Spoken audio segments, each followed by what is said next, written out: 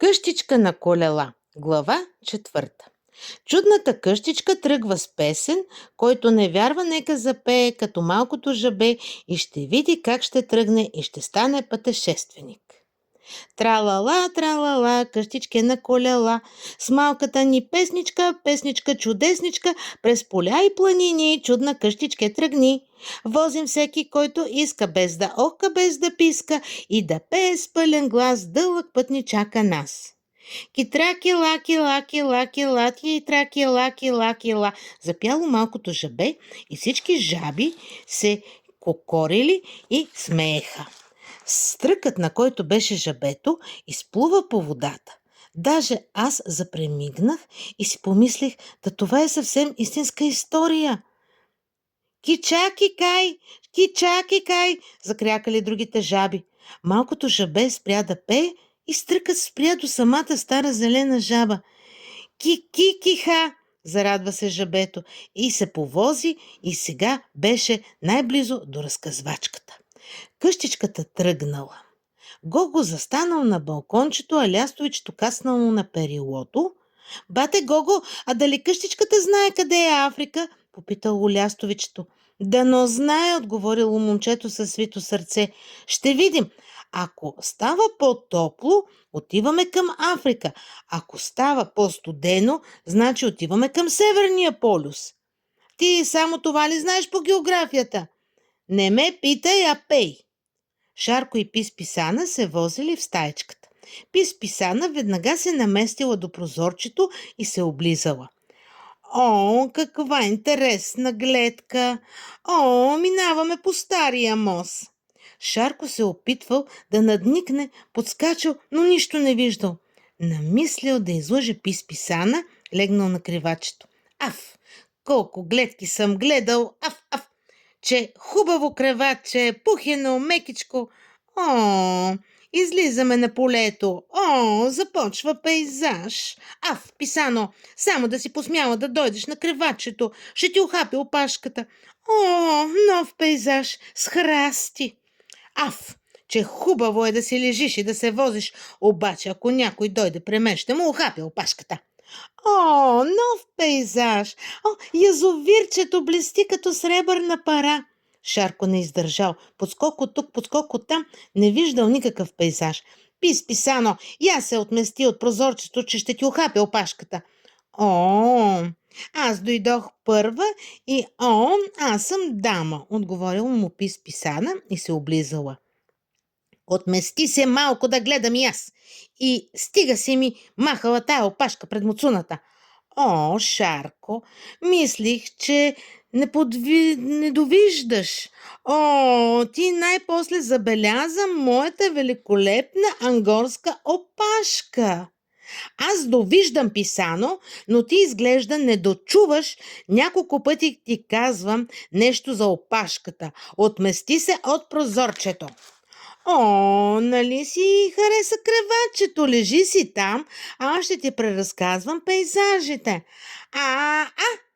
Аф, какво каза, че не чух добре? Не каза ли, о, Шарко, хапи ми опашката? О, не, о, бъди кавалер, Шарко, мяу. Ала Шарко подскочил и я захапал за опашката или по-точно за ангорската опашка. Олеле, ох, стой, извикал страшно Гого. Пис-Писана останала с отворена уста и се облизала, а Шарко се мушнал под креватчето. Как не ви е срам да се карате като куче и котка за едно нищо и никакво прозорче? Може ли така? Къде сте виждали такова нещо? Аз съм виждал, обадил се изпод кревачето Шарко. Ти не помниш ли как се скара с сестра ти в автобуса, кой да седне до прозореца? Всички се оправдавате с мен. Помниш ли това, помниш ли онова? По-добре помнете, че не трябва да се охка. Или искате като баба ми да ви се повтаря на всяка минута. Старата зелена жаба пак си оплакна устата с малко вода и посочи пътя край язовирчето. Ки бя, ки ха, ки спре, ки ли, ки хей, ки там, ки да, спомняха си някои по-старите жаби и една незелена жаба. Старата жаба, която тогава била млада, на 2 скока стигнала до къщичката. Кидо, кибър, киден, кинака, кайка, къде, кио, кикъм, киов, кияв, кири, кирика, отговорила и писписана и се облизала. Кияв, кири, кика, киях, кичу, кисидес, кино, кимо, киля, ки. Какво кикерикате? Попитал Гого. О, тази мила жаба, Кикирана, иска да дойде с нас до Африка. О, момент! Тя каза, че е участвала в един естраден филм по телевизията. Тя казва, че в крайен случай се е съгласила да пътува като резервен киклак, кисон и извинете, обърках езиците. Исках да кажа клаксон. Пис-писана натиснала жабата по зеления гръб. Кипи, пигипи! Изклаксонила жаба Кикирана и всички се възхитили. Добре, казал Гого, най-после и ние да имаме нещо от техниката. И никакво охкане. Качвайте се, заповядайте, жабо Кикирано.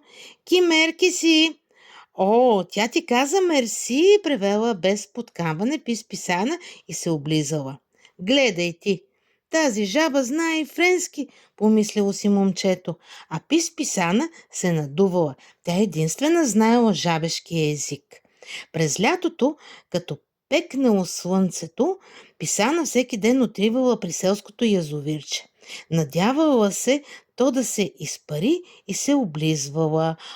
Мислила си тя, какъв красив пейзаж ще бъде. Цялото дъно покрито с рибки. Какво казват поетите. Те ще блестят като калайдисани. Пис-писана стояла цял ден край язовирчето, слушала жабите и се облизвала. Язовирчето не пресъхнало, но тя научила жабешки език и майче от тогава и станал този навик, каквото и да направи, да се облизва. Всички ли се качиха? Всички! Гого натиснал жаба Кикирана по гърба. Кики, кики, кики, кики!